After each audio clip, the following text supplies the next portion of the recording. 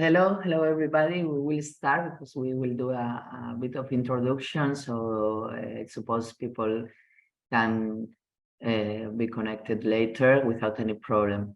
I'm María Eugenia Blasco. I'm managing partner of the immigration department in AGM Abogados, AGM Lawyers.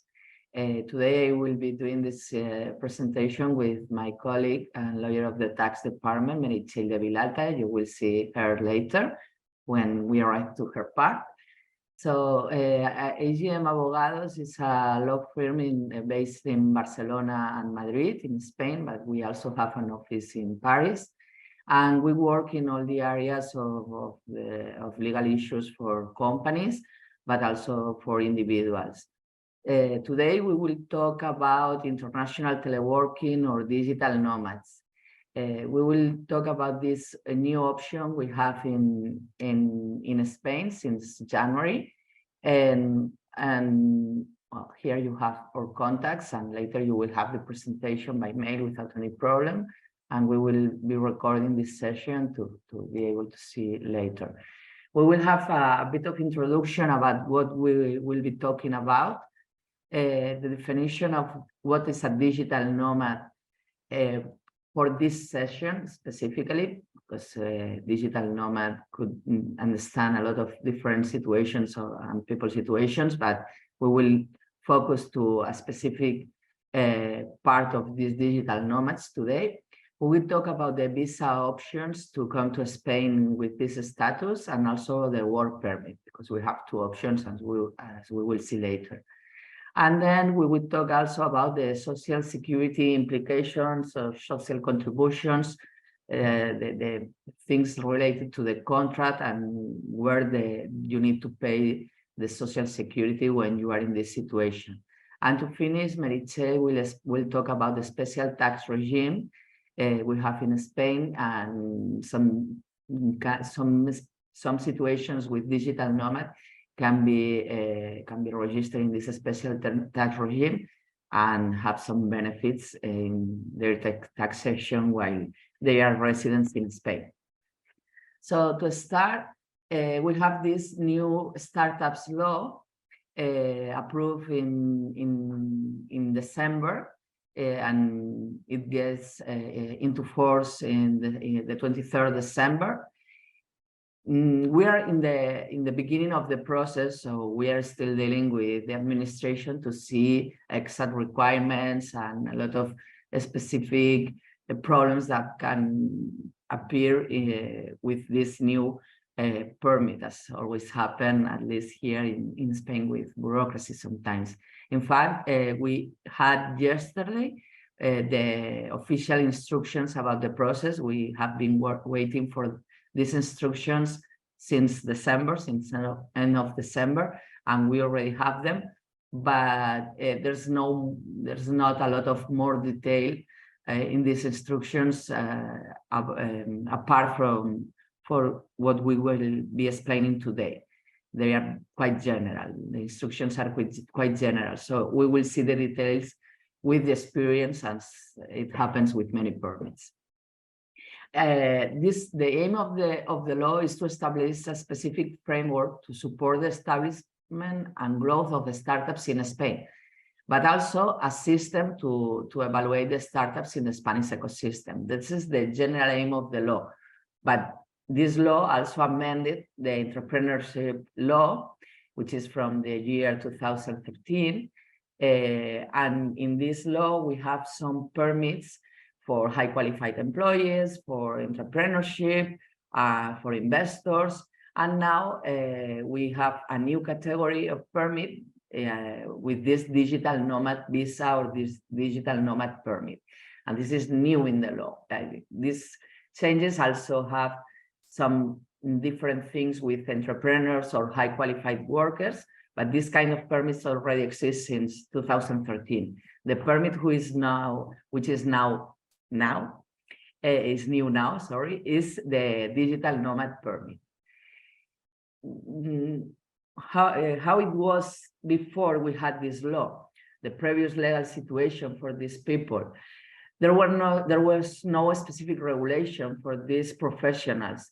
For those who were abroad and they want to come to Spain to live in Spain and work for companies who were in other countries, only living here and working from home, but instead of your home in United States or your home in China or your home in Canada or in Latam, any country, you decide to come to Spain and work from your home here in Spain, because you can do that work in any place of the world.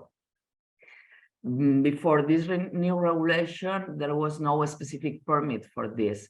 So sometimes people apply for non-lucrative resident permits, but these non-lucrative permits means you are in Spain without doing any activity who means you have an income in Spain. So it's not exactly the thing with a digital nomad, that this, if you are a digital nomad, you have an income, you have a salary, but this salary comes from a company abroad. So the non-lucrative permit was not the correct one to apply for, and they decide with new world we have, and especially after the pandemic of COVID-19, the work from home increased a lot, and also because the increasing of high technology, the startups and other systems to work, and now many people, even lawyers, can do the work from home sometimes, and many other situations. So they decide to create this new regulation, but this permit is for people without a local contract. You cannot have a local contract in Spain and have this permit. So if it's a Spanish company who wants to hire people in Spain, even they are working from home, this permit doesn't apply. The permit applies when the person is working for a company who is not in Spain and has not a work center in Spain. This is very important. If you want to hire people in Spain to have a contract, a local contract in Spain, and they work from home in Spain, there's another permit. Maybe it's the high qualified permit or the general work permit. Or if you want to have people with a local contract in Spain, but working from other countries, they don't need a permit in Spain. Or they need a permit in Spain to be hired here to have social security in Spain, but that means they need to live here. So we don't have a permit to register somebody in Spain in social security, but this person is working from other country. If it's from Europe, from EU, there's no problem. In Schengen area, there's no problem, because you can have a person working in France, registering, if it's French, registering social security in Spain, and that's possible for Europeans, but not for non-EU people. And we will be talking today about non-EU people living in Spain and working for companies who are based abroad, outside of Spain. Could be in Europe, the company could be in Europe, in other country in Europe, but not in Spain. This is very important that we have clear that we have a clear panoramic of the thing we will be talking about, because if you are thinking about a person who will be working in India for a company in Spain, but working from home there, that's not the situation. Okay. If you have any question, I forgot to say it, please put it you have questions and answers not in the chat, another part who says question and answers, you can, or only answers, you can write your question there, and at the end of the presentation, we will answer everything. We prefer this option, that we stop in any moment we have a question, because maybe we will explain that question, or we'll give you the answer to that question later in another slide. As I was saying, the definition of a digital nomad with this new Start-Up Law is a professional from a foreign country, not of the European Union, so not a EU national, who carries out a labor activity, could be employment contract as an employee, staff of the company, but also could be a professional activity, having a commercial contract, a service contract, being a contractor, as some countries says. So freelance, you can say it too, but remotely for companies located outside of Spain. Certain requirements apply to be considered a professional, a foreigner professional. Not everybody could be considered this professional foreigner. You need to be graduated, postgraduated, or have vocational training courses. In Spain, we say formación profesional, which are studies when you finish high school, but not university. So you need one of these situations, but it's also possible if you don't have a grade or you are not postgraduated, if you have professional experience for minimum of 3 years in the same role you will be doing from Spain. Not 3 years of professional experience in general, needs to be 3 years in the same role that you have now when you apply as a digital nomad. But also we have some requirements for the work about the work activity. So that were the requirements about the person who applies. So non-EU person, degree, graduated or postgraduated, or 3 years of professional experience, and having a job contract or being a freelance or a contractor, but with a contract with a company. But also about the work activity, about the labor activity. So if we are talking about a person who has a contract with a company as an employee, the business activity of the company needs to be existing for minimum 1 year. So if it's a new company created a few months ago, it's not possible to apply for this digital nomad permit. The company needs to be created more than 1 year ago. The employment relationship between that employee and the company needs to exist for at least 3 months before applying for the permit. So if you are you just have your contract last month with this company, you need to wait 3 months working with the company before start your application for the digital nomad permit.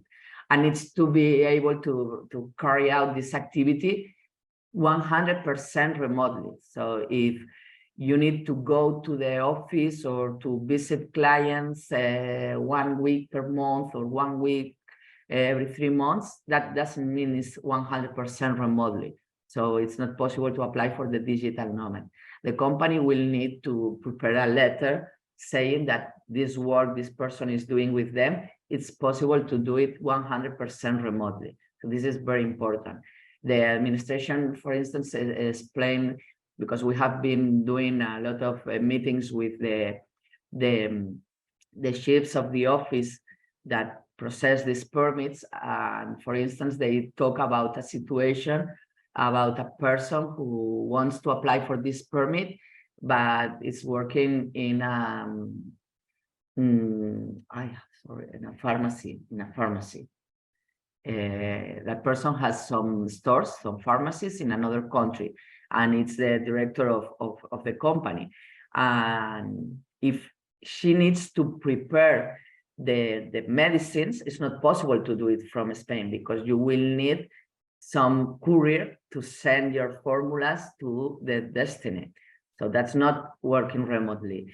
If the work means that she will be managing the people from Spain and managing the company as the CEO, okay, then it's a different thing. But if she was doing the formula, then it's not a remote work. So that needs to be very clear in the contract, in the letter from the company, and in the functions of the person we will need to explain. And the companies needs to be located outside of Spain, as I said first. If the relationship with the company is a professional activity, so you are a contractor, a freelance, or whatever, a commercial contract, it's more or less the same. These companies companies you are working for, you have this relation, needs to exist for a minimum 1 year.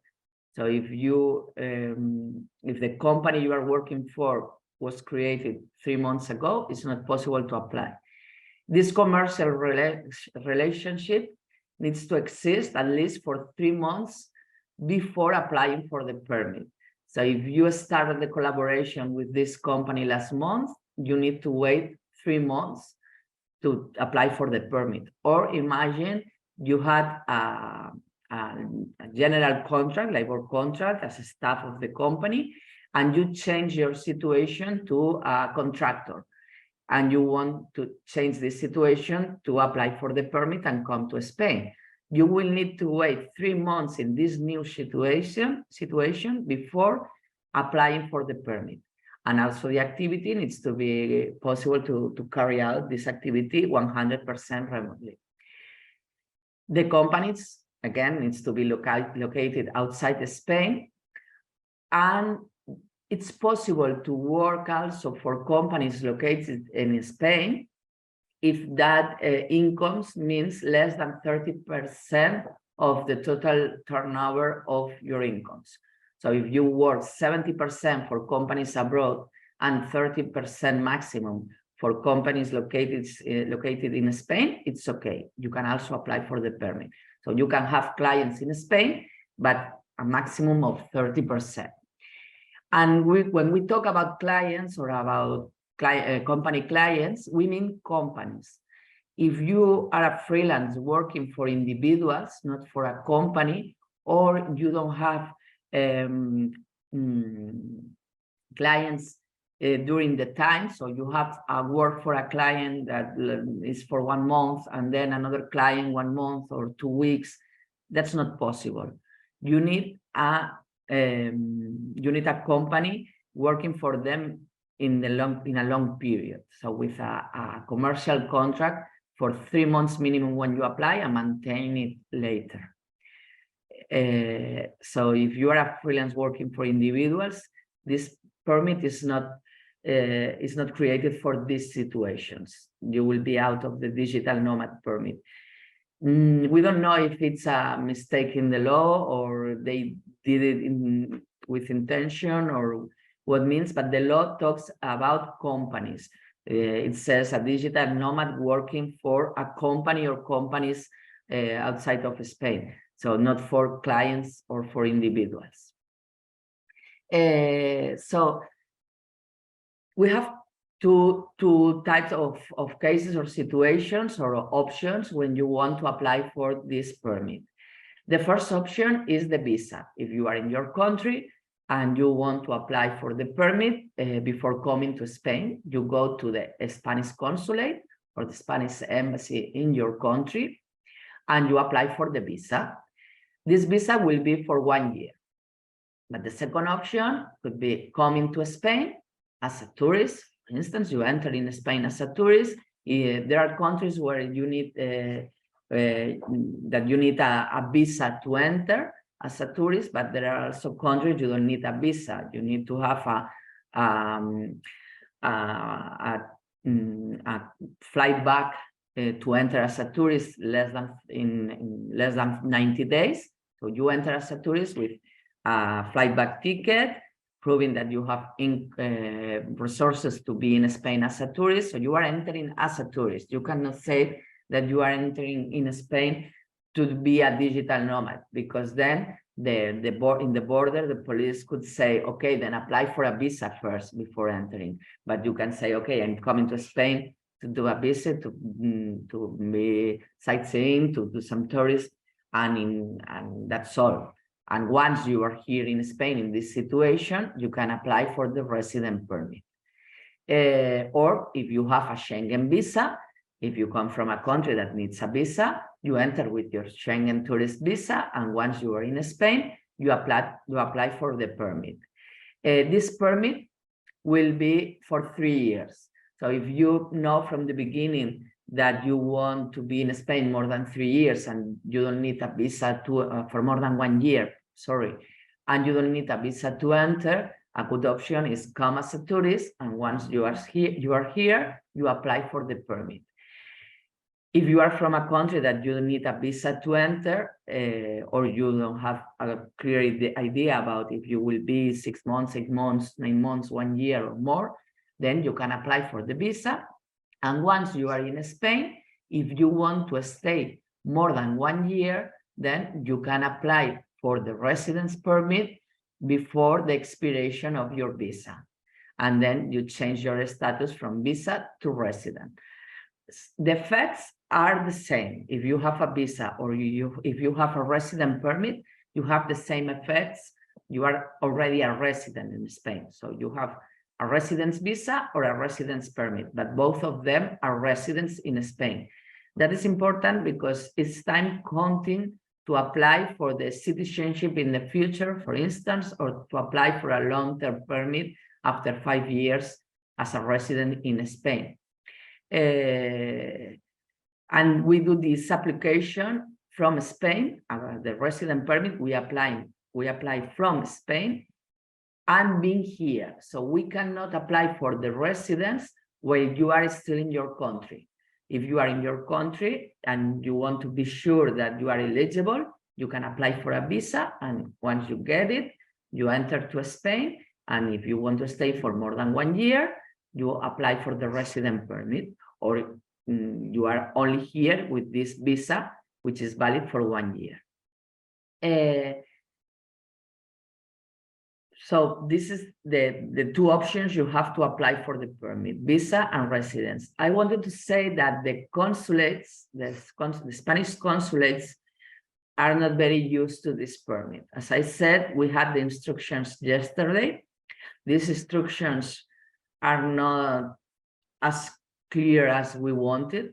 So it's possible that if you apply in a Spanish consulate, or if you go to, or if you ask a Spanish consulate about how to apply for it, the information is not very clear. And even maybe they say, okay, go to Spain as a tourist and apply for that from there, because they don't know how to manage this situation for the moment. So if you have this problem, if you are trying to get the visa from the Spanish consulate and you have been waiting for time, or they are asking for many documents, we can have this second option, enter in Spain as a tourist and apply from here. About the visa, the characteristics and requirements, more or less what I was saying. This visa is valid for a maximum of 1 year, allows you to be here, to reside, to be a resident and to work. You don't need to get a TIE. What is a TIE? TIE is the card, Tarjeta Identidad de Extranjero. So it's the resident card. You will have a visa is a stamp in a page of your passport. That is a visa. The TIE is a smallest card, apart from your passport, as a foreigner living in Spain. So if you have a visa which is valid for 1 year and allows you to be here, to live here and to work here, you won't get a card. You can get the card when you have the resident permit, but not the first year. If you wish to extend your stay in Spain, then you switch to the resident permit, as I said before, very important, before the visa expires. So if you have a 1 year visa, and you want to stay here, don't wait until the last moment to apply for the resident. It's better if we started, well, we need to start it in the 60 days before the expiration of the visa. We can also include the family, your family members, directly from the first moment. Which family members, the spouse or partner? You don't need to be married to be a partner register as a couple in any official register if you have it in your country, or if not, you can come to Spain and we can do the registration in Spain. But if you want to do the registration in Spain, you need to consider that we have different regulations depending on the region you will be living in Spain. So if you come to Barcelona in Catalonia, we have a regulation about partners. If you come to Madrid, there's a different regulation.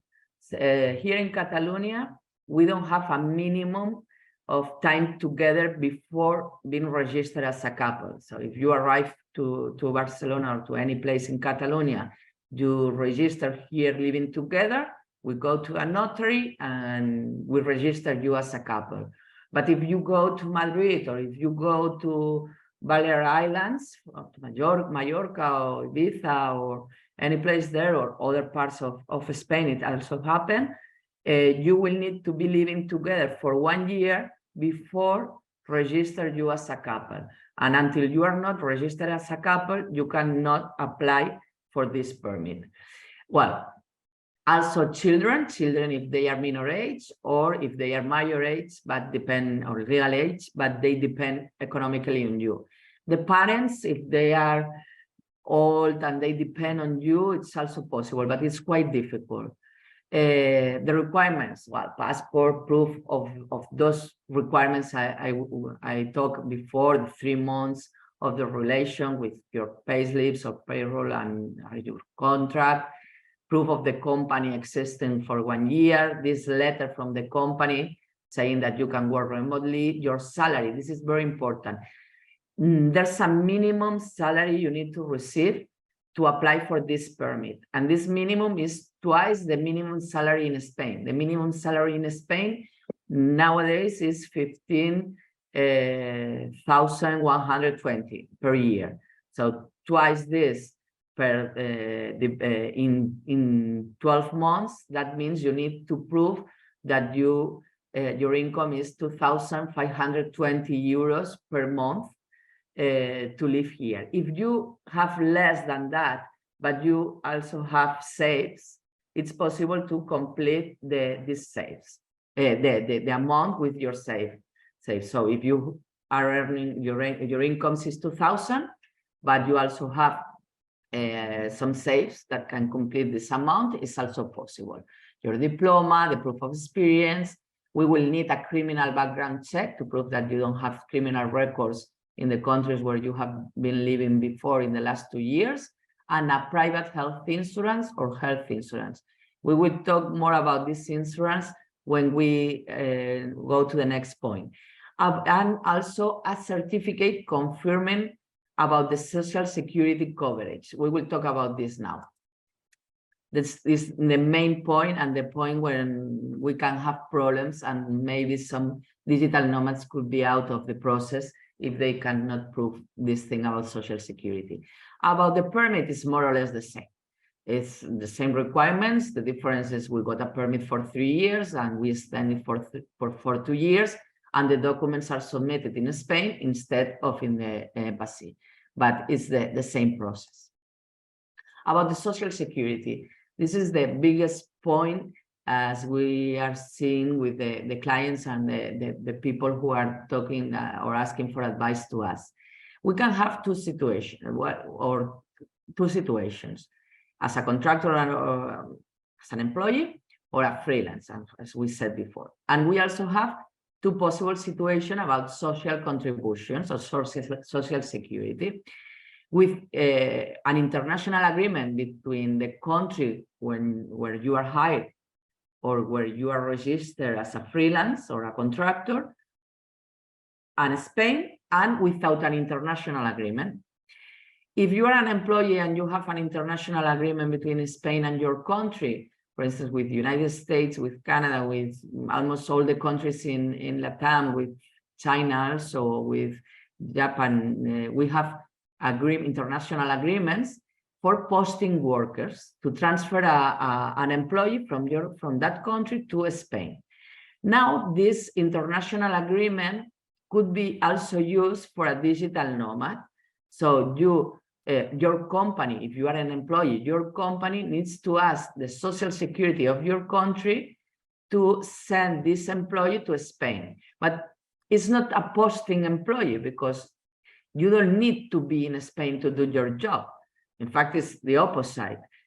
Suppose you are doing a job from Spain, that you can also be doing it from your country. So sometimes the social security administrations of the countries are not accepting this situation. In UK, they are accepting it. We know in United States, we are having problems. In Russia, we also having problems to accept this situation. So it's not possible to do it. So if there's no international agreement, so it's not possible to maintain the social security in your country, or if they don't accept this situation as a digital nomad, which is not a posted worker, it's a digital nomad, then the company should pay social contributions in Spain for you. And we will see next how to do it. If you are a freelance or the owner of a company or a contractor and you have international agreement, it's the same thing. If the authorities of your country accept to maintain social contributions in the country and be working from Spain, and they give you this certificate, then great. If not, or we don't have an international agreement with the country, so it's not possible to apply for it, here in this situation, we have a better solution, because with a letter of commitment saying that once you have the permit, you will be registered in Spain as an autónomo or paying social contributions in Spain, then it's okay. They grant you the visa or the permit, and then you register here in Spain. So the company doesn't need to do anything for you. You can do it yourself. On the other side, if you are an employee, it's the company who needs to do some paperwork in Spain. So it depends if they want to do it for you or not. Or you as a company want to do this for these employees that are asking you to be a digital nomad from Spain. How to pay social contributions in Spain as a foreign company?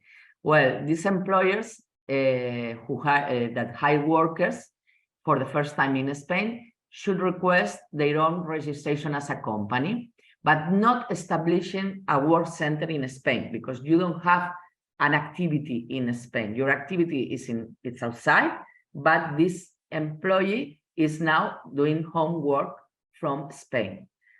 The person doesn't need to be here to do the work. That person could be any part of the world. So you don't have a work center in Spain. You register as a company without a work center in Spain, and then you start to paying these social contributions for the employee in the Spain according to the Spanish law. If they get a digital certificate, this application could be done online. We can also manage this for the companies, but we will need some documents of the company. We will need the identity document of the company owner.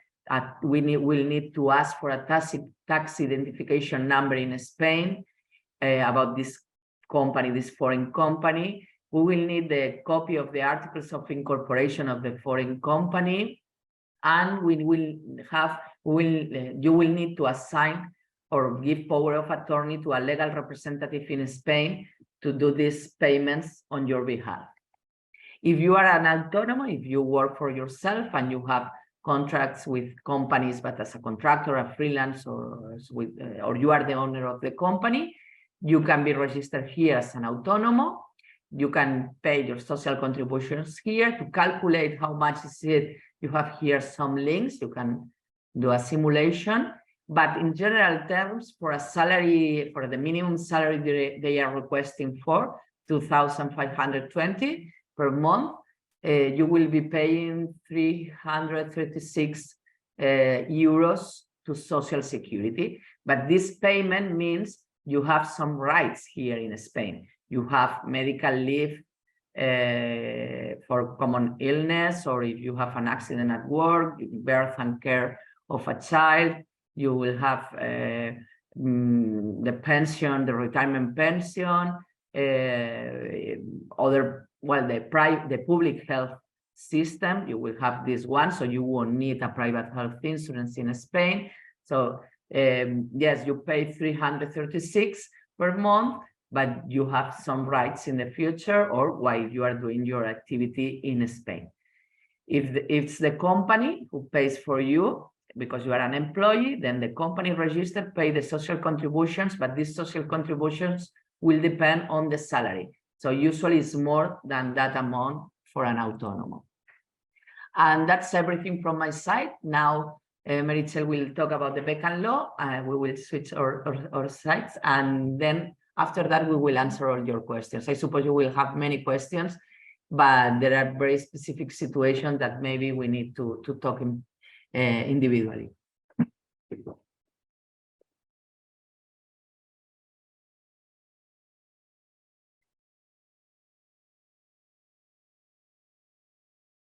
Hello, everyone. As my colleague Maria Eugenia said, I will introduce now the special tax regime for workers posted to Spanish territory, commonly known as the Beckham Law. The purpose of this special tax regime is to attract qualified international individuals to come and work and live in Spanish territory using taxation as an incentive. The regime has been amended as of January 2023 this year, rendering more flexible the existing requirements for eligibility to this special tax regime. As far as the content is concerned, it has not changed. The regime is applicable to individuals who acquire their tax residence in Spain and as a result of the relocation to Spanish territory. As per the provisions of the Personal Income Tax Act, a person can become tax resident in Spain if he or she spends more than 183 days per calendar year in Spain. If he or she has the center of interests or economic interest in this territory, and also it's presumed, if not proven to the contrary, that the state of residence is Spain, provided that the non-legally separated spouse with minor children live there. In the event of a conflict of residence between two different states, those two states may consider the taxpayer to be tax resident, and then the provisions of the double taxation treaties will apply. It's also important to note that to benefit from this regime, it's mandatory to apply for it within the 6 months from the date of commencement of the activity, according to the registration before the Social Security of Spain. Although this regime is addressed to persons who acquire the status of tax resident in Spain, after being awarded with it, the taxpayer will be taxed in accordance with the provisions of the Non-Residents Personal Income Tax Act, which foresees a lower tax rate than for residents. Once granted, the administration will also issue a document that the taxpayer can show the company so that they can start applying withholding tax as a non-resident. This special taxation that we will mention afterwards will be applied from the tax period where the individual becomes tax resident and the 5 next periods. If the person wishes to renounce to this regime, he can do it, but he will not be able to apply for it again. Also, if the requirements are not met anymore, then the taxpayer will be excluded from the regime. On the other hand, as per the Tax Directorate binding consultations, a change of employer will not exclude you from the Beckham Law as long as the requirements are still met. It's also important to bear in mind that taxpayers applying for the Beckham Law will be able to request the tax administration to issue a certificate of tax residence in Spain, even if they are paying taxes as non-residents. And last, the regime does not apply to special employment relationships of professional athletes since January 1st of 2015.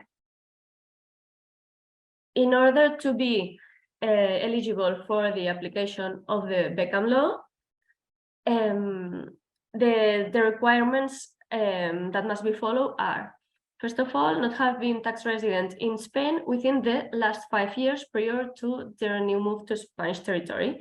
Before, it was 10 years. Then the relocation must be due to 4 circumstances. The first of all is the commencement of an employment relationship with an employer in Spain, or due to a posting ordered by the employer, provided that there is a posting letter. As of this year, it will also be applicable when, without being ordered by the employer, the employee renders the labor activity remotely, exclusively using informatic or telematic means. The law foresees that this requirement will be fulfilled when the employee has been granted the international remote work permit that my colleague explained before. We think this will be the most common case in which the digital nomads will apply for the Beckham Law. When there is a prolonged period between the posting and the start of the employment relationship, it may be an indicator that the causal link doesn't exist, and it means that the requirements will not be met. In other words, the posting to Spanish territory must be because of a contract and not the other way around. Another possible case of application is that the person acquires the condition of director of a Spanish entity. In case that it's a patrimonial entity, then the director cannot own the 25% of the company. And as of this year, 2 other new cases have been included to qualify for the special tax regime. I will go through them, but not in detail, because we think that digital nomads will not be able to apply for this case, or not many of them. The first of them is the performance in Spain of an economic activity qualified as an entrepreneurial activity. In this case, the administration, an entity from the administration, which is called ENISA, needs to issue a favorable report. And in this report, they need to say that this is an entrepreneurial activity that should be an innovative activity and a special economic interest for Spain. And also the other case is the performance in Spain of an economic activity by a highly qualified professional providing services to emerging companies. And there are some requirements that need to be met to be considered as an emerging company that maybe not fulfill for all companies which are clients for this digital nomad. And the last requirement is that the taxpayer does not obtain income that would be classified as obtained through a permanent establishment located in Spanish territory. Once this regime is granted, it foresees the application of a flat tax rate of 24% up to 600,000 euros. And on the excess, it will apply a 47% tax rate. The calculation is per calendar year, and the remuneration can also exceed 600,000 euros, whether in cash, in kind, fixed, or variable. The taxpayer, in this case, will pay taxes in Spain for the salaries earned worldwide, and for the other kind of income that he may obtain, such as dividends, rents, or others, only for the income obtained in Spain and at a flat tax rate of 24%. This is to say that income other than salaries obtained abroad will not be taxed in Spain. However, if the taxpayer acquires the tax residence in Spain but does not apply for this regime, he must pay his taxes as a regular tax resident. That means declaring all worldwide income in Spain and pay taxes at a general tax rate, which is progressive and maybe higher than the 24%. Another important difference is that tax residents must file the declaration of assets abroad, which is the form 720. This tax form details the taxpayers' assets abroad, such as bank accounts, properties, real estate, cryptocurrencies, and shares that exceed, for each category, 50,000 euros. And they must file as well the wealth tax return for personal obligation, which means declaring all the goods they own worldwide. On the contrary, taxpayers who apply the Beckham Law are not required to submit tax form 720, and also they will be taxed for wealth tax, but by real obligation, which means only for the rights and properties they have in Spain. This regime benefits higher incomes. the regime benefits higher incomes, and when considering applying for the Beckham Law, the estimated income in the following 5 years should be taken into account, because it could be that at the time of the posting, it's the difference between applying or not, it's insignificant. But if you foresee that you will earn more money in 2 years or 3 years, then maybe you will be interested to apply this tax regime, and you will not be able to apply for it because the deadline is 6 months since the posting. It's also important to bear in mind that if an entire family is relocated to Spain, the special tax regime may apply to them, to the persons that accompany the applicant, which is a new change. Because before it was not possible, and the family members would be the spouse, the children under 25 years, if they fulfill the following requirements. They need to relocate together with the applicant. They should not have been tax residents within 5 tax periods before the relocation. They need to acquire the tax residence in Spain as the applicant. They must also not obtain income through that should be qualified as obtained through permanent establishment located in Spanish territory, and also the tax bases between the family should be lower than the taxpayers' tax base. And this is the end of our brief description of the Beckham Law. If you had any questions regarding anything explained during the webinar, we will be happy to answer them. Thank you very much. Change it again. So I suppose if everything is a lot of information and permits and social security is complicated, at least for me, the taxation is even worse. But we can see any of your situations and see if it's possible for you or not to apply for this special regime. It's not mandatory to apply for it, so you can have a digital nomad permit, come to Spain, live here, and be a general tax resident. But it's interesting for those depending on the incomes. And if you are an employee and you get a digital nomad permit, you will be eligible for sure. The point we need to know during this next months or time, if the administration will accept those who are contractors and they have a digital nomad permit in Spain, they are registered in Social Security in Spain as an autónomo, but we will see how they prove they are working for emergent companies, as Meritxell said, because maybe if the companies are from abroad, the requirements to prove that they are an emergent company, they don't fulfill them because they need to be Spanish companies. We still don't know. So we will see during the next months if it's possible or not for all digital nomads, or only for those digital nomads who have an employment contract, not a contractor or a commercial contract, or they are freelance. This is the point we need to see. So I will go to the questions. We don't have anything. Oh, here. Hello. But if they are working for a non-Spanish company, employees still have to pay taxes in Spain. Which ones? IRPF, Social Security.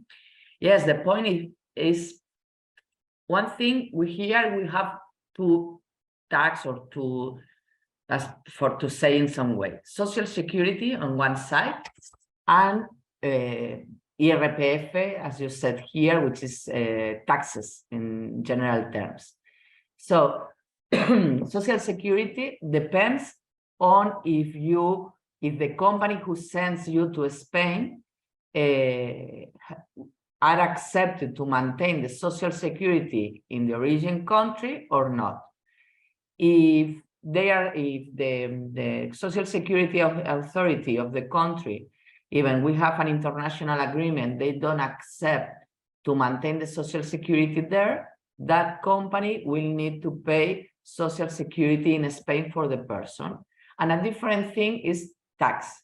IRPF. That is a taxation about your incomes, not your work, your incomes. So that will depend if you are a tax resident in Spain or not. And you are tax resident when you live in Spain.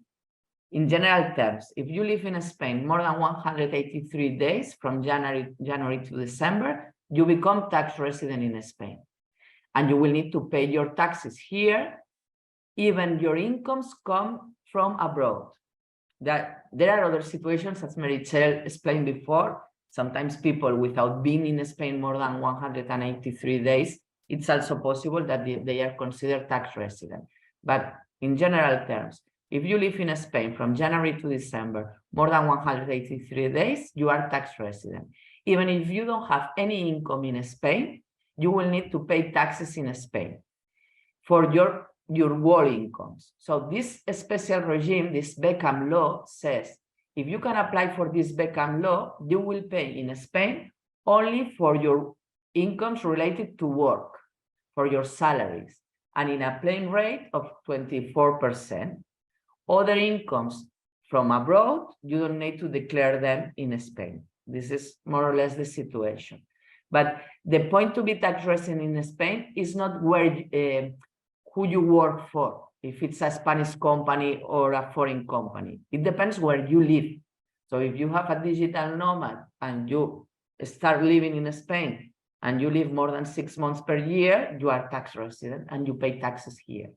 So if you have other incomes, for instance, if you have some apartments abroad and you have a rental income for those apartments, and if you don't want to pay for this income in Spain, if you are eligible for the Beckham Law, you won't pay for it. But if you are not, you will need to pay also for this income in Spain.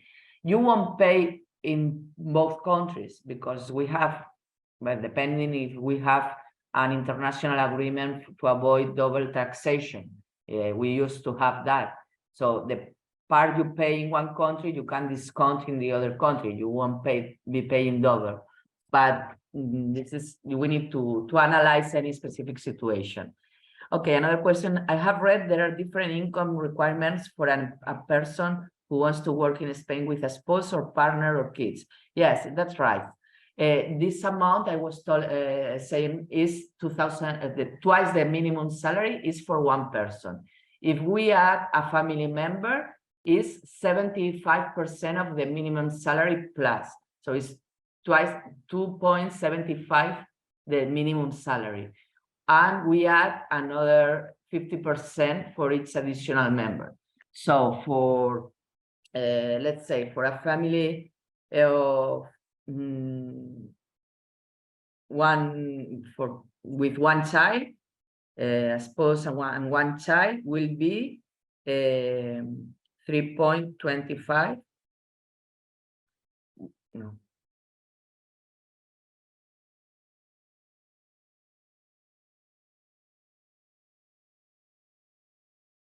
Will be around 3,200 euros per month, more or less. We can do, we can calculate any specific situation. If you send us an email, we will tell you. But it's 75% more of the minimum salary for one person and 50% more for each additional member. Is the registration of a foreign company for the purposes of Social Security a long and expensive process? How can a foreign company obtain an electronic certificate to register if they are based abroad? Well, it's not expensive. For the company, it's not an expensive process or a very long process, but it's a bureaucracy process, so maybe, because we will need some documents of the company, and those documents need to be legalized or apostilled before sending to Spain and need to be translated to Spanish by a short translator.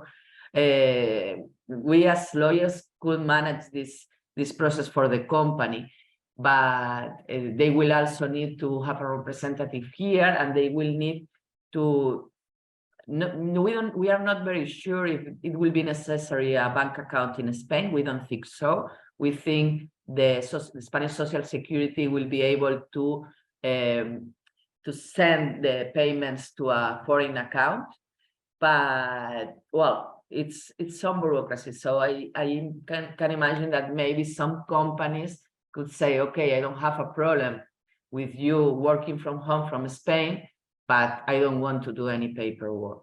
So we can help them with that, but we will need the collaboration of the company for sure, and the company will be very difficult for them do it alone without any help from Spain, doing it from the country, only dealing with the Spanish administration from abroad. It will be quite difficult. Well, any other question? Okay, well, if you have any question after thinking about all the things we talked today, because I understand it's a lot of information and it's not very detailed, maybe because we have a reduced time. You have here at the beginning our emails. You can contact us and we can, if you want, schedule an online meeting and analyze your specific situation, or if you are the employee and you want to prepare this meeting also with your company, we can do it, the three of us, or only with you and later you talk with the company, or if you are a company who are interested or you have this request for any employee, we can explain with more detail which are your obligations and requirements for you, and also the process for the employee. I had before some questions from people from other countries. For instance, I had one that the company wanted to do that for the employee because they are very interested in maintain this professional, because we know that talent could be difficult to maintain, and they want to do the necessary assistance to maintain this employee even he's coming to Spain. So it's possible to do it. It's not an impossible thing, but you will need some help to register you as a company in Spain, or maybe we can see if it's possible to change the situation from employee to contractor for 3 months, and then this employee becomes an autónomo or a contractor in Spain and can pay the social contributions directly without registering the company. That's also another possibility. So you have here our emails. Feel free to send us an email if you have any query. I suppose also for those who are not connected, we have many people interested in the meeting that maybe because of timing, because the different hour between Spain and their countries, they are not connected now in this moment, but they see the presentation later, they see the webinar later. Feel free to send us an email and ask any question you have. It's been a pleasure to be here with you, and thank you very much for all of you who are connected. Thank you very much. Bye. Bye. Have a nice day or night, depending on where you